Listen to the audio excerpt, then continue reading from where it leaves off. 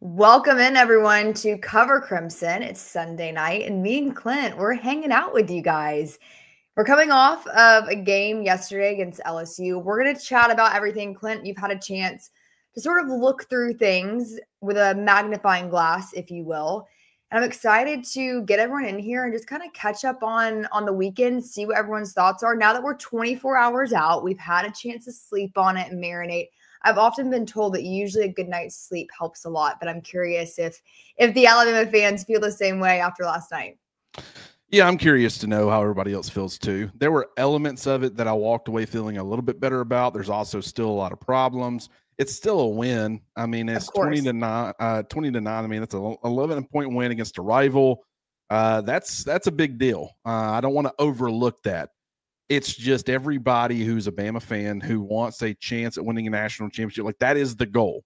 It's not beating LSU. It's not winning 8 games in a row. It's figuring out how do you get to the SEC championship even really isn't a necessity. It's all about how do you get to the playoffs and how do you start to make a push once you get to the playoffs. So that's where it kind of stands, I guess. And I think too, the thing that as we sit here, it's everyone remembers what you do in November.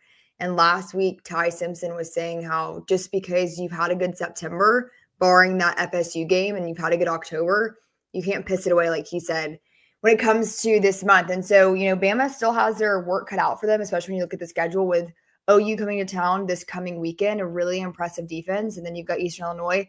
Then you head down to the Plains, where they're also having a very impressive defensive showing. Yesterday didn't really, reflect that against Vanderbilt, but I think there's a lot that we can get into. And I'm excited to spend this time with you guys too in the chat. Like, this is what we love to do. We love to come directly to you guys and just hang out, see what your thoughts are. And Clint is one of the best in the business at just being able to break things down. And so he's always great about it, but we'll go through these comments and make sure that we try and get to everything. So make sure that you're engaged with us, and we're excited to kind of get started. But Clint, what are your initial thoughts after you've had a chance to kind of marinate and debrief and go from there? Defense was good.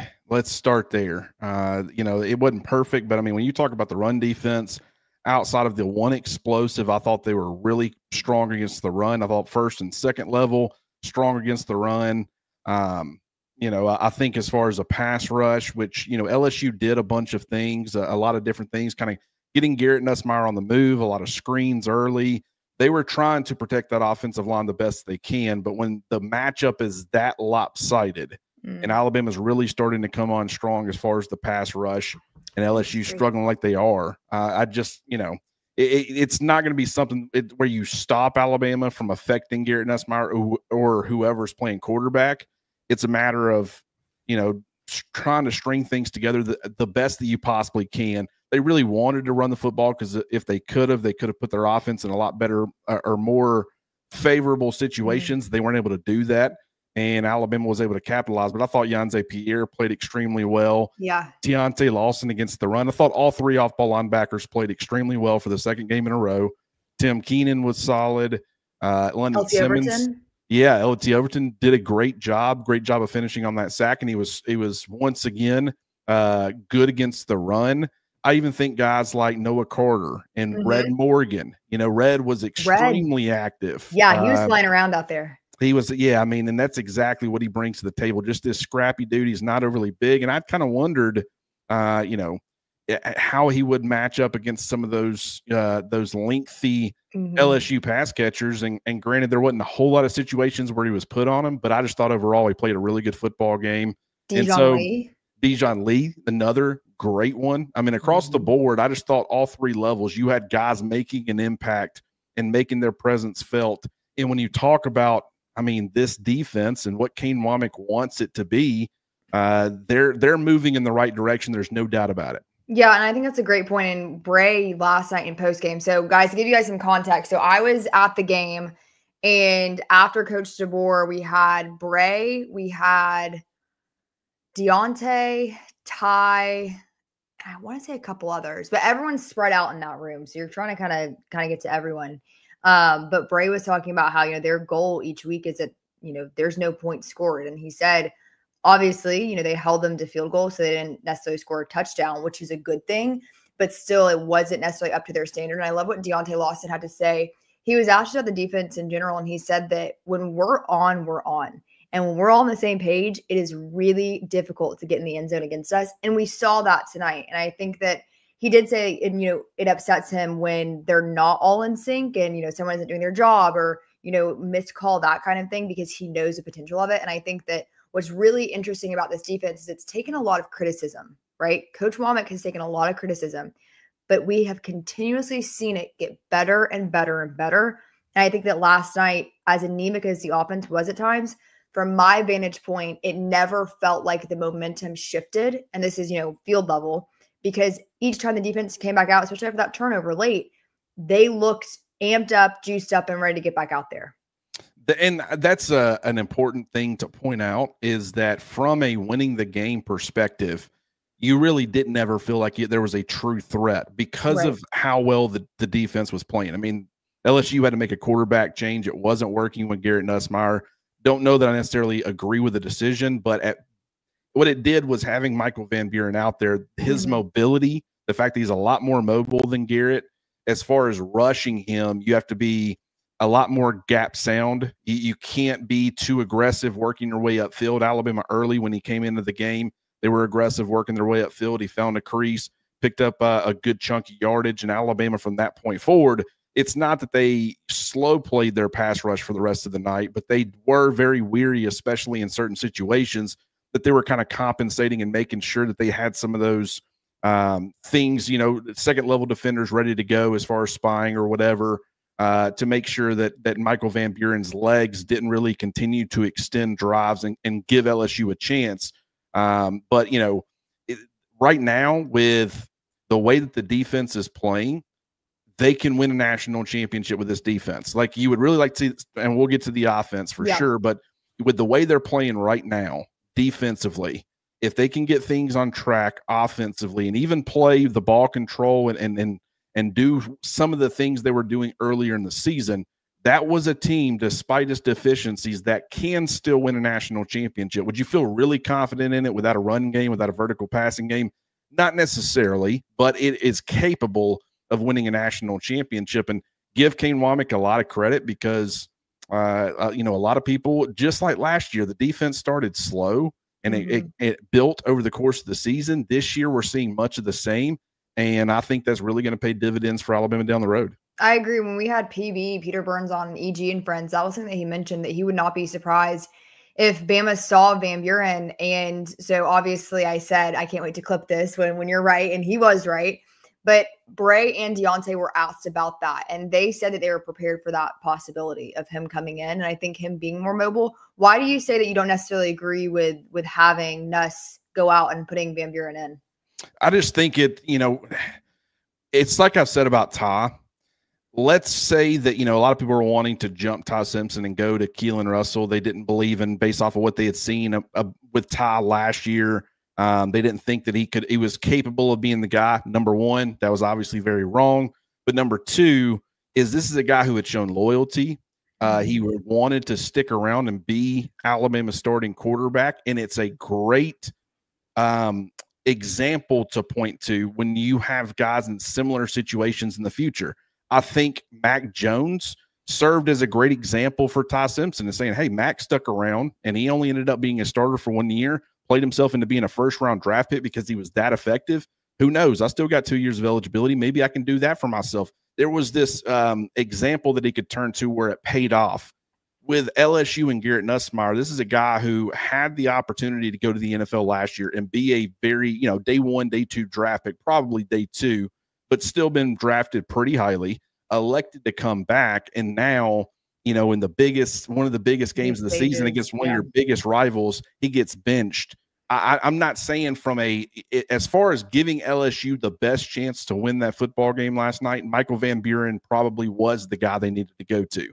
I just think at that point in your season, I mean, I guess you playing to win the game, that's the kind of the point. But I just think as far as looking big picture, you're trying to show loyalty to a guy who showed loyalty to you when he could have went elsewhere or got paid a ridiculous amount of money. Yeah. He was taken care of by LSU. Don't get me wrong. He's very well taken off from an NIL perspective, But if he would enter the transfer portal, I mean, when you've got guys like Carson Beck making what, $4+ million, a lot of money, Clint. Yeah, Garrett Nussmeier would have certainly commanded more than what he got from LSU on the open market, I can assure you.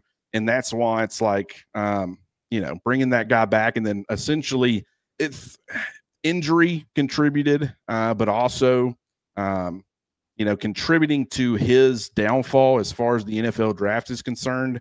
The next guy might not be so willing to. So I understand it from certain perspectives, but I also think that ultimately I wouldn't have pulled him. Well, a lot of people were expecting the season that Ty's having out of Nussmeier, and it just has not gone that way. And it goes to show you, a few months ago, Ty was not in very many discussions when it came to the quarterbacks of this class. When you look at, and I say class, I mean, I guess this season with, DJ Lagway and Lenora Sellers, Arch Manning, I'm thinking back to media days. And I'm kind of going off on a tangent here, but we'll get to your questions in the chat. But I remember all of the discussions about this, just incredible group of quarterbacks and the expectations. And at the time, we didn't know who Bama's starting quarterback would be, much less that Ty would be having the season he's having. And I guess this segues into talking about the offense. What was your, takeaways from Ty? I know I asked him to evaluate his game last night, and he just, disappointed in himself, really, and that there's a lot they wants to work on. He did say this. He said, it's not anything physically. It's not anything mentally. It's mechanics. And he said, at this point in the season, you stray away from the mechanics because you're really focused on scheme. And so he said that was one thing that he's going to get back in the lab today and start getting after it. But I thought that was interesting for people because I know that there's been a lot of discussion about how he seemed a little out of rhythm. And so he was able to sort of clear that up last night. Yeah, I think right now he's pressing. And, going back, I guess before I get into that, I want to say that I think he played better than I thought initially. And I don't think that he played terrible, like watching it live. Like I didn't come away thinking, I didn't come away thinking he was awful. But I came away thinking, well, he's been off the last couple of games. And I still think that because I think he's pressing. He's had to carry this Alabama offense. And I talked about this a little bit last night. But the fact that, now granted, the defense is doing what it can to really put the offense in favorable situations. They're generating turnovers. They had some opportunities for some more. But the fact that there is no run game that Alabama can rely on, and the fact that, the vertical passing game, is due to his own current struggles as far as throwing the football down the field, Alabama is very limited in what is efficient, successful. And I think that's just adding, I think it adds pressure to Ryan Grubb. And I think from a getting too cute, maybe part of that could be he's trying to compensate for the shortcomings. And, I think that right now, whether it be Ty, whether it be the run game, because what can happen is, I don't remember exactly what year, maybe 2022. It was one of Saban's last years. Alabama really struggled to generate turnovers. And there was just this massive emphasis on getting that turned around and forcing more turnovers. And it almost became like this pressure to do it, when sometimes you just got to take a step back and say, just go play football. Yeah. And the turnovers, do what you're coached to do, but they'll come. Yeah. But, if there's like this huge emphasis on running the football and everybody's like, there's this anxiety, like we haven't been able to do it. Why can't we do it? How do we fix it? Like you're thinking about the wrong things. Just go get your guy blocked. I mean, just worry about that singularly. And if you miss it, it's like, okay, go try it again. Yeah. I think right now there's just a lot of pressure with everybody. And I think Ty is certainly feeling that in the passing game as well. And that's just causing him to be slightly off. But when you talk about seeing things pre and post snap, he had some incredible throws, about a handful, and he does pretty much every game. That's like Sunday throws. Sunday throws. And when you're putting that number of quote unquote Sunday throws on tape every single week, he can struggle against South Carolina. You're still going to see those throws. He can struggle a little bit and be a little bit off his game against LSU. You're still going to see plenty of those throws. NFL teams are seeing that, and they're saying, this guy's got it. Like, I mean, he's not a finished product. He's 9 starts into his starting career. And so he's only going to get better. I understand from time in the system, everybody thinks, this guy's been around for a while. But every time he's out there and the bullets are live, A, it's way different than anything he's ever experienced in practice. And B, the fact that he's made the growth that he has up to this point, that's going to continue. He's just got to, I think he holds himself to a high standard. He does. And when really the offense in general is falling short of that standard and he's contributing to that, I think he's a lot harder on himself than he is others, even though he also holds everybody else accountable. Well, and that's what, I think you want in a way from your quarterback is you want your quarterback to be up there. And he's done this since, week 2 when we were talking to him. I was there week 1 against FSU, but I didn't make it a post game. So I'm talking about from my experience, but he consistently deflects his, praises back onto his teammates and always takes accountability, always has this very stoic Tim Tebow-esque is the way I would describe it. And when he was talking about the run game last night, he said that we have to have the confidence to run the ball. And that's where it needs to start, that we want to run the football. And I've heard that a lot when it comes to run game, having the confidence to go and execute it. And that has to play a role. That absolutely plays a role. And, what I give him credit for is he has had to carry the offense because the run game, at times it has been serviceable in certain games, but here lately, it seems like it's going in the wrong direction. What changed? Absolutely nothing from a personnel standpoint. Obviously you did have Jam Miller who got the concussion against Missouri, maybe against Tennessee. He wasn't, he was still, it was kind of, a lot of people didn't think that he was going to play in that game, and he did anyways. That's really the only difference, though. And the reason that I say that is, why is it regressing? Okay, it's got to be mental. That's the only thing. It's not like all the, and that could be Grubb, that could be the running backs, trying to press the offensive line. I don't think this offensive line, we talked about Jalen Milroe and the fact that he's a really good football player, but being a perfect fit for this Kalen DeBoer, Ryan Grubb offense, it wasn't perfectly aligned like it can be, or in a lot of ways is, with Ty Simpson. The offensive line is kind of similar, not maybe to the same extent, but you've got guys that are big, powerful offensive linemen and, trying to do what they want to do offensively. It's just difficult with a big body Cam Dewberry, with a big body Jaden Roberts. Caden Proctor is going to be playing football on Sundays. There's no doubt about it. Where does he get drafted? We can debate that all day if you guys want to, but it's he's a really good football player. Parker Brailsford, he is a perfect fit for the system, which is why he was effective at Washington and overall has been very effective since making the transition. Otherwise, I still think they're trying to find their guys. Like Will Sanders played a lot of snaps. I wasn't sure if that was due to, it felt like that after a play when I was going back and watching, Dewberry stayed down for a little while. And then after that, it was immediately Will Sanders. You ended up seeing some Geno Vandermark. So I didn't realize that in the moment. But, Dewberry might have got dinged up a little bit. But I think that Will Sanders is going to be a really good football player. He does fit the system. It's just he's still a young player who's trying to grow and learn. So I think there's this balance between guys that don't really fit the system and guys who don't have a lot of experience, who are trying to get that experience where they can play up to the caliber of football that they need to for Alabama to be effective. And that's taking a while. But Alabama doesn't have much more time. It's going to get real. Oklahoma's going to be tough going to Jordan-Hare Stadium. I don't care what Auburn's record is. They're going to be extremely tough. That game. And then it's potentially Texas A&M, and then it's college football playoff potentially, hopefully. So it's not getting any easier. No. They've got to start figuring some of this stuff out. But at the same time, I say that, but then I follow it up and say, but don't put too much pressure on yourself. Right. It's finding that balance. And we appreciate all of you guys for being in the chat. We're looking at all of y'all's comments. I'm curious for you guys, and I want to know in the chat, how many times do you guys rewatch Alabama games, if at all? Because obviously for me and Clint, we're watching them back. And from my vantage point at field level, it's interesting because, you do have a great view, but there's so much that you miss because you don't have that, bird's eye view. You don't have the sideline replays. You're not getting that element of it. So, I'm rewatching it definitely. And then I feel like highlight wise, I'll rewatch those a few times, little packages. How many times do you rewatch it, Clint? Once, or are you? I watch it a ton. Now, granted, what I could do a better job of, because now used to I'd be in the press box, and so I wouldn't really get the TV copy. Yeah. And I think the TV copy is important because these analysts who are calling the games, they have been talking to the coaching staffs, and once the game gets underway, they can kind of reveal maybe some of the game planning stuff and things to keep an eye on that they wouldn't have wanted to share prior to the game.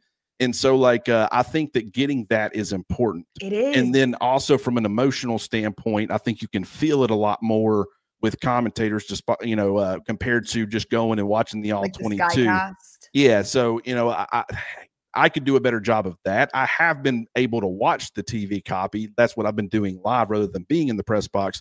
But I will go back and watch the all 22 bare minimum twice on each side of the football. And then hopefully a lot of times I'll go back and watch it a third time. Now, granted, if there's something that fans want to specifically know, sometimes that third time is more so diving into things that are more specific. Otherwise, it's more broad. I'm going to watch broadly on two different occasions on both sides and then take notes. So I'm not all the way through the first watch, like completely. Got all the way through the offense, mostly through the defense, but that's just been one watch back. And every time it's like watching a movie. Every time you go back and watch it again, you notice things that maybe you didn't notice before. And it gets better in a weird way. Like, in my opinion, I feel like even like when you know what's going to happen, it's still, you're looking at a different player, you're looking at a different element to things.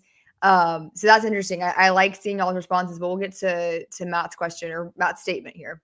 Yeah, so Mattress Matt, appreciate the $5 super chat. He says the traditional run play should never happen again. We can keep them honest with only misdirection motion. No more relying on the offensive line. I don't think that's going to happen, Matt, to be honest with you. I think Grubb, the reason that he's staying so committed to that is because he understands the importance of it. And if what you were saying, if it were that easy, then I promise that's exactly the direction they would have taken it. Number one, I think that they know that they should be running the football more effectively.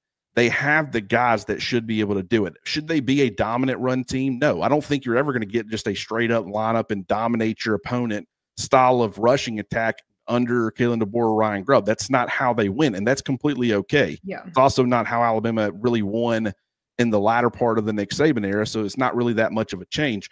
But at the same time, they understand that there is the strain that having a run game as far as the numbers in the box, because a lot of offensive coordinators, in fact, most offensive coordinators, it's a box count.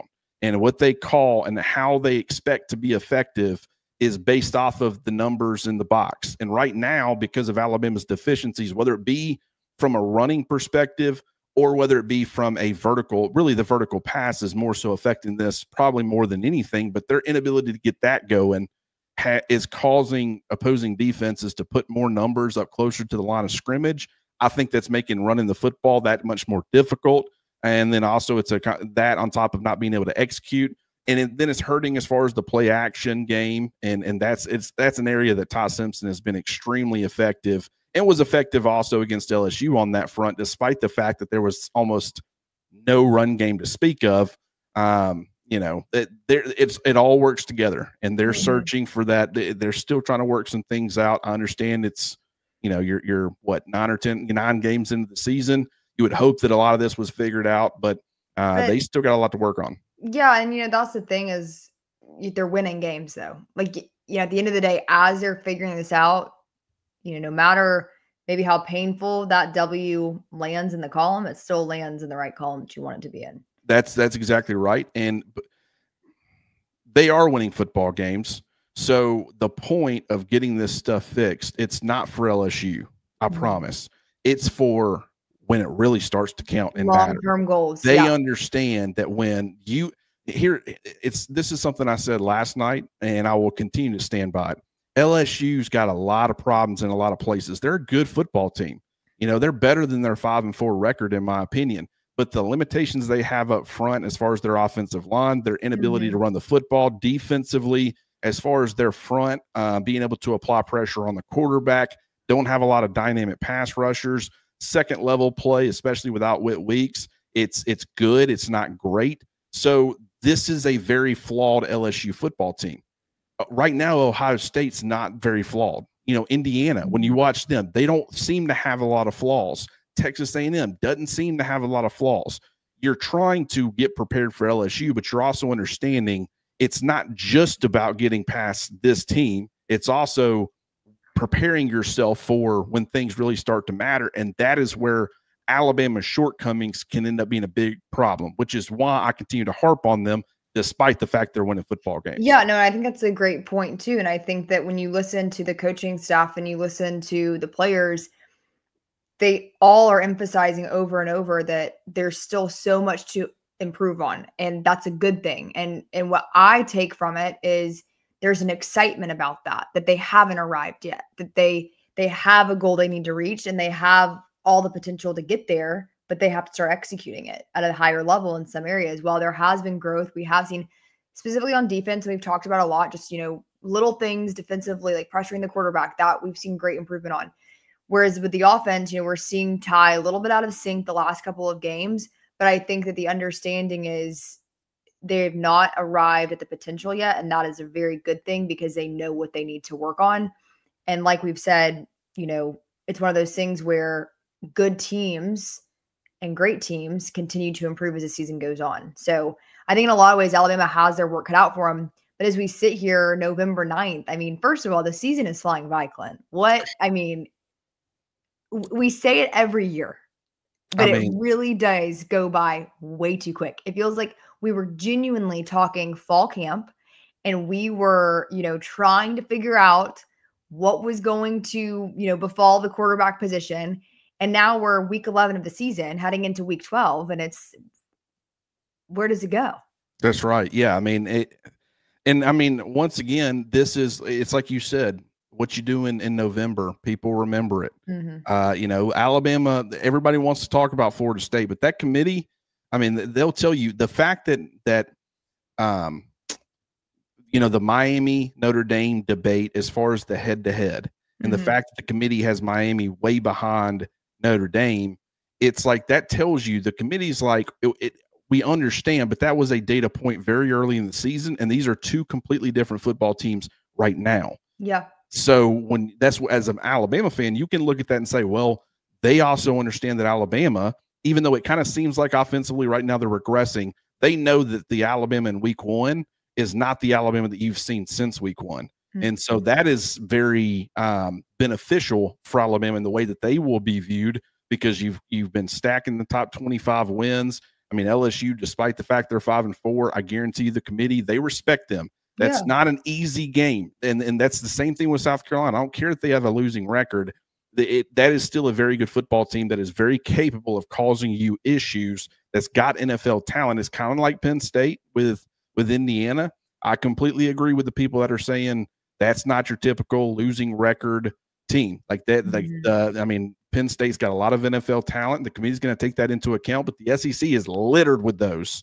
It's every weekend. It's every weekend. And that's right. And Auburn will be the same way. Doesn't matter what the record is. Right. The committee will look at that and say, that's a really good defense. Jordan Hare is one of the toughest places to play. Ashton Daniels, the fact that they've moved, him to the starting quarterback, I thought that and really just Hugh Freeze is gone. That offense looked a lot different. It looked a lot more effective. And so if Alabama, that's going to be a really tough test, and we'll get there. We'll talk about that more when it gets here. But if they can somehow get out of that game with a victory, that's going to be viewed as a quality, not, a top 25 win, that type of data point. But the committee's going to say that's a much better Auburn team than their record would indicate. And Alabama figured out a way to go on the road in a hostile environment in a rivalry game and get a win. So I think that's going to be actually a notch, on Alabama's belt. Would it be on your bucket list, Clint, to be a part of the committee one year? Would you enjoy that? What would your thought process be there? I couldn't handle it. Couldn't handle it? No, I would be way too. I'd be getting mad at some of the stuff. Just some of the decisions that they've made. I would push back on too. I'd be the problem child. But would you want to make a difference? Oh yeah, if I could. But they'd be like, we got to get this dude out of here. We can't get anything done because the inconsistencies with it is frustrating. And in some ways, there almost has to be some inconsistencies with it because you can't just take head to head and that's all that matters. Because if you add context to it and you're actually trying to determine who the best teams are and you're watching Notre Dame and you're watching Miami, don't tell me that Miami is the better football team right now because they are not. So I understand that there are things weighing those things.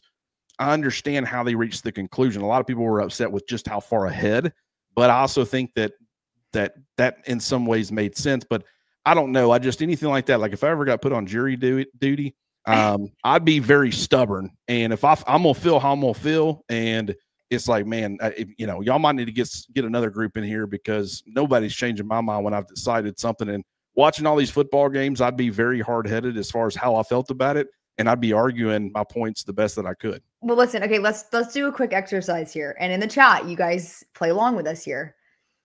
Including yourself, you have 5 people. That is the committee. Who is on that committee? So you need to pick 4 people to join you. I do. Josh Pate would 100% be on there. That's the easy one. And I'm typing this out because I got to actually put it down. Man, EG, this is just, man, Nick Saban. Great. I feel like that he understands ball. He understands building championship programs. And what we're talking about as far as being able to add that context on eye test and understanding how that there is a result that might point in one direction, but you can, come up with a logical reason to argue the opposite. I think Nick Saban would be great for that. Man, I don't know.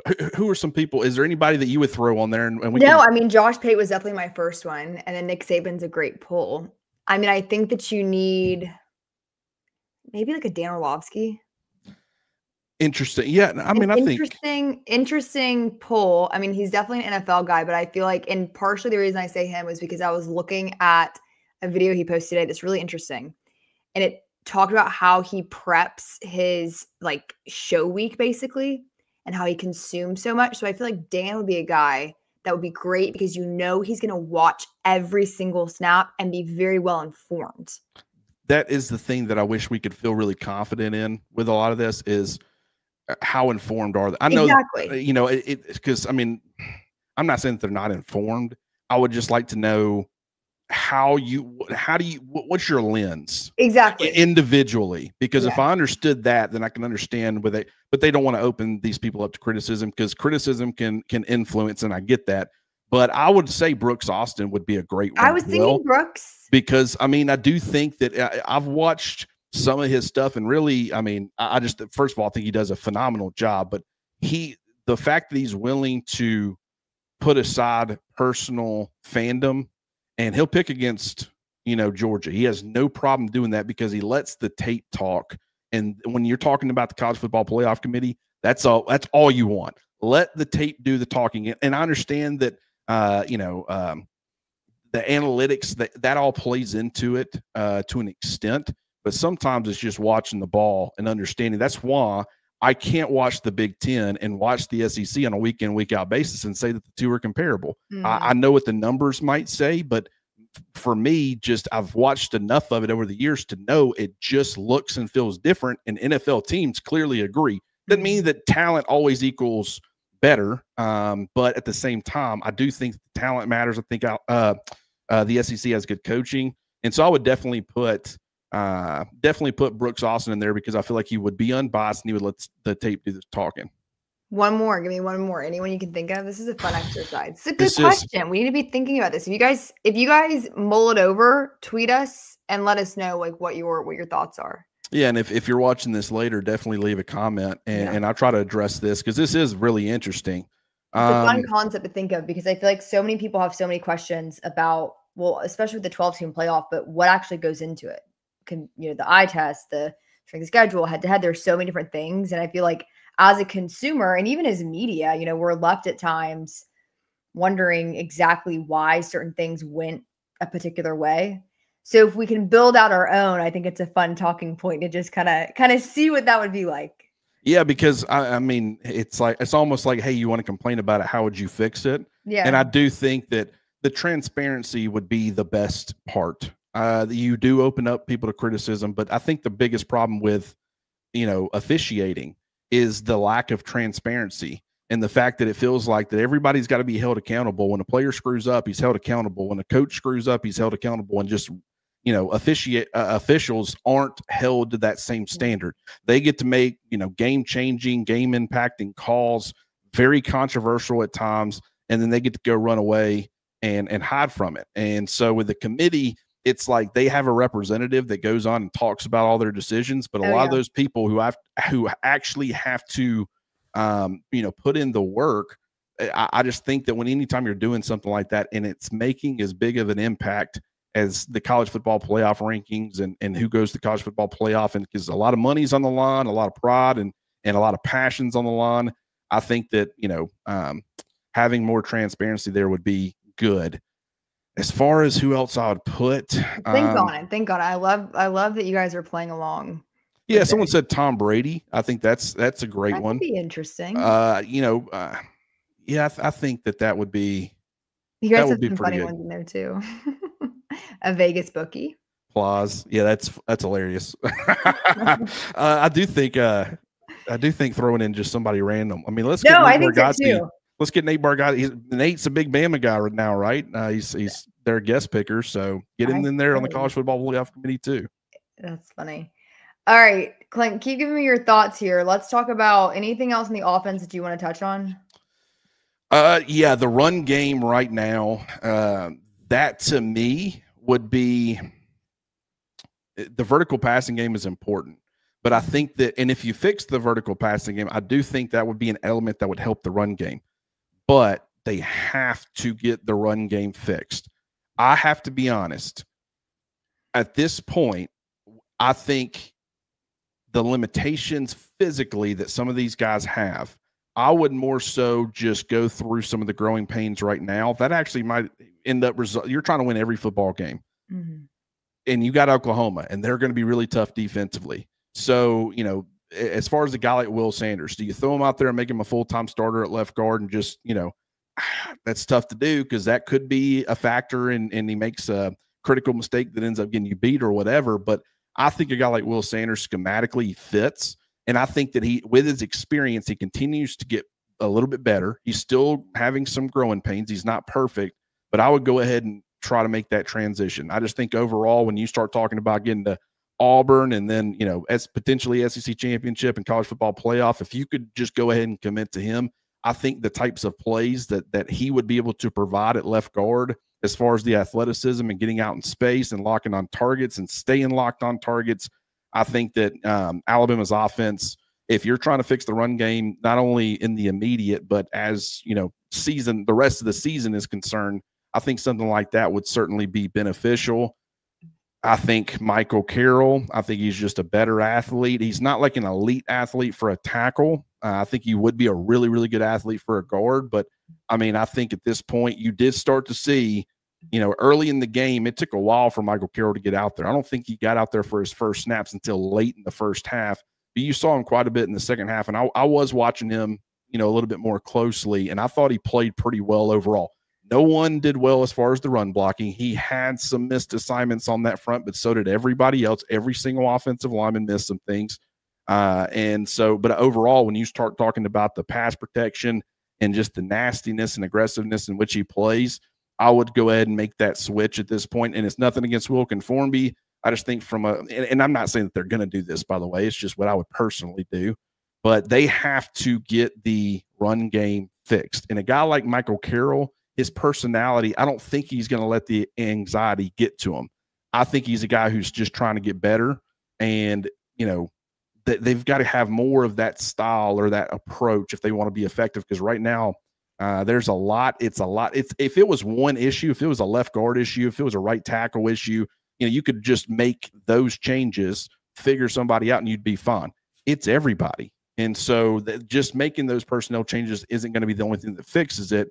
But I think at this point, while there needs to be some a sense of urgency on getting it fixed, it also doesn't need to be something that you're obsessing over, because I think that is taking it a little bit too far and actually could hurt you in the long run.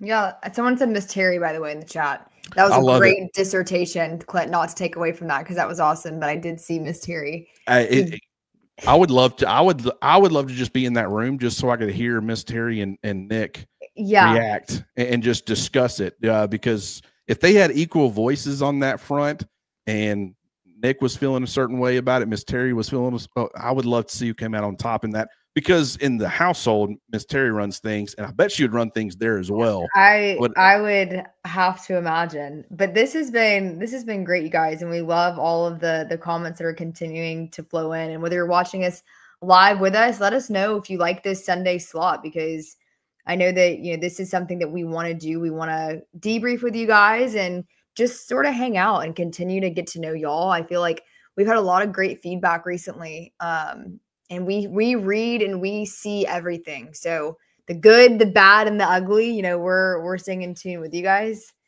That is funny. All these fired / retired coaches. We are bringing a lot of those into things. Yeah. Yeah. I mean, and I don't know, Jimbo might end up being Auburn's coach. Golly, we haven't even talked about that really. I mean, this is a Alabama show, but the coaching carousel never stops, Clint. It never stops. Yeah, and just be appreciative for what you got, which is Kalen DeBoer, and it's still not where everybody wants it to be, but I think it is. I've one thing I will tell you is, however this season plays out, I am so confident in this coaching staff and the direction that it's going, because you saw the ability to overcome some early adversity, rally the troops, get everybody on board, go to war for each other. And, they were able to achieve something that no other SEC team has ever been able to achieve as a result of that. And that wasn't the goal, just checking a records box and getting your name in a records book. I mean, that's not what they're trying to do this year. But, I do think that this coaching staff in general has done a fantastic job. I give Kane Womack a lot of credit. Yeah. A lot of people want to say that the play calling with Ryan Grubb, isn't where it needs to be. I do think at times he might be pressing a little bit, trying to compensate with the creativity, but at the same time, he is not the problem at all. I mean, he's one of the best offensive minds and best play callers. And for the most part, he's got a phenomenal feel live, and his ability to kind of scheme things up and have, in those critical situations, in those critical moments of the game, when you've got to have a third down or you've got to have a fourth down. That doesn't mean every third down in short or every fourth down or every goal line situation. It is just in those really critical moments where it's like you have to have it or you're losing this football game. Ryan Grubb always has the right thing dialed up to get it. Dialed up. Hey, every step of the way he is. We have not seen it where it's like, okay, if they don't get this, they're losing. Not saying that there have been times where they needed it, and if they don't get it, things could get a little dicey. But I also think the trust factor with Kane Womack and Ryan Grubb, knowing, hey, if we don't get it for whatever reason, we know that you guys are going to have our backs and figure out a way to get a stop. And I think that's creating kind of a beautiful product on the field. Yeah, it's a fickle thing too, because these coaches and these players receive a lot of criticism, some of it rightfully so, most of it not, I would say. And I think that as much as we all want to see these tweaks made and these improvements made, I promise you that, this staff and these players want it even more. And that's a good thing, right? There's no level of settling for what they have. And I think that that's what you want to hear this time of year, that they're still striving to improve. And I think that, and Ty said it last night, there's an excitement in that. There's an excitement to go back and for him personally work on his mechanics more and kind of get back in that rhythm. And I think that, to kind of wrap up the run game conversation, I'm just going to, basically regurgitate what Ty said about how it's going to be about the confidence, about, knowing that they need to run it and that they want to, and having that excitement to go do it is going to be huge. And as Ty said, they're going to be working on it. And I'm going to take them at face value with that, because I know that it's going to continue to be an emphasis until it starts looking the way that they want it to.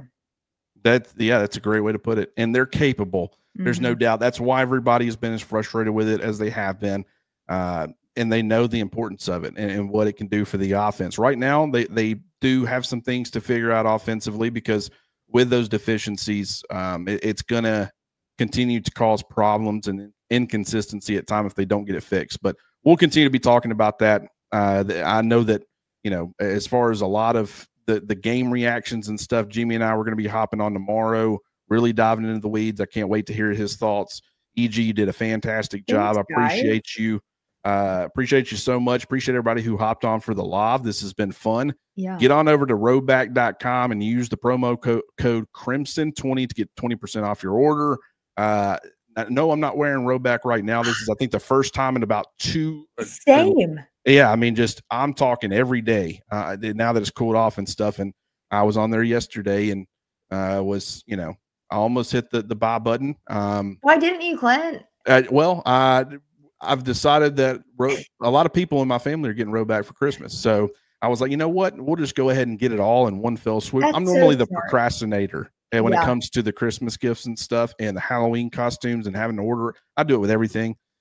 So this year I'm trying to be responsible, and let's just say that it's going to be, a throwback Christmas. Yeah, they're going to be delivering a lot of packages to my front door in the near future. So that's what we want. Speaking of Halloween costumes, did I tell you guys what I was for Halloween? I don't think I did. No, and then pictures that I noticed, right? No, it was I'm in a poker club. Me and Clint talk about this often. You need to be there. I do. I yes. It's just a late night. It's a late night for you.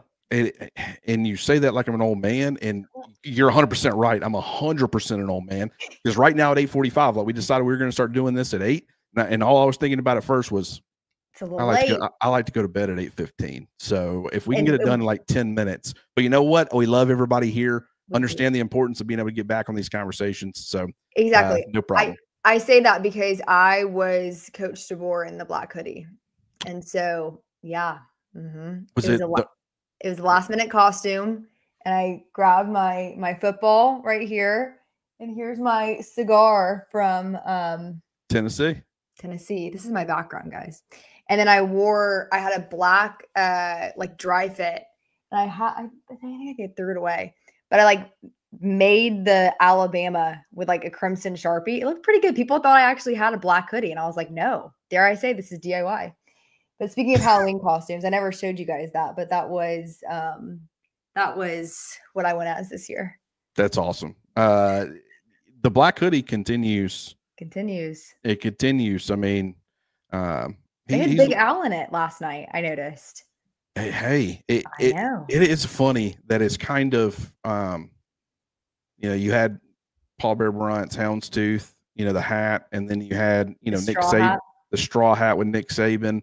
And now Kalen DeBoer is taking over the hoodie game. So good stuff. It's been fun. Appreciate everybody who has been here. Once again, Jimmy and I will be back tomorrow to talk more Alabama LSU, and then it'll be moving on to Oklahoma starting on Tuesday. That's going to be a great conversation. EG, appreciate you. Appreciate everybody who hopped on and participated in the live chat and everything else. Definitely like the video.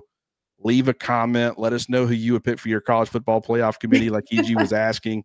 And then get on over to wherever you listen to your podcasts, Apple, Spotify, wherever. Search the Cover Crimson Podcast Network and hit that follow button. That would do wonders for us.